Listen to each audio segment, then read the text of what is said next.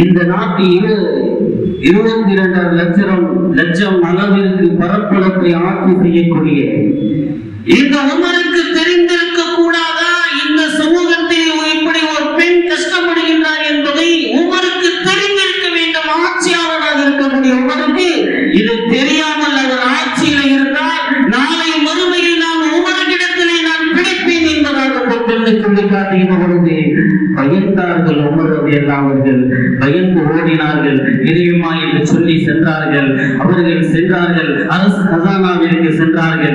தேவையான பொருட்களை எல்லாம் எடுத்து சாக்கு மூட்டைகளை போட்டு அதை எடுத்து தூக்குகின்ற பொழுது அப்துல் ரஹ்மான் இப்னு அவுஃப் ரலியல்லாஹு சொன்னார்கள், அமீருல் முஃமினீன் அவர்களே, நான் இதை சுமந்து வருகிறேன் என்று சொல்லுகின்ற பொழுது அப்பொழுது உமர் ரலியல்லாஹு அவர்கள் சொன்ன ஒரு வார்த்தை, அப்துல் ரஹ்மானே, என்னுடைய சுமையை நீ எப்படி சுமப்பாய்?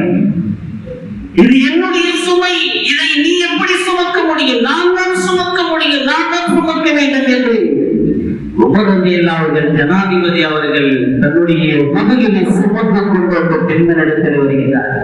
வந்து அவர்களுக்கு தேவையான உணவுகளை எல்லாம் அவர்கள் கொடுத்துவிட்டு மாதம் அவர்களுக்கு உதவிகளையும் செய்ய வேண்டும் என்ற உத்தரவுகளை உமர் ரலியல்லாஹு அவர்கள் போட்டுவிட்டு சென்றார்கள். நீண்ட வரலாறு நாம் சுருக்கமாக முடிக்கிறேன்.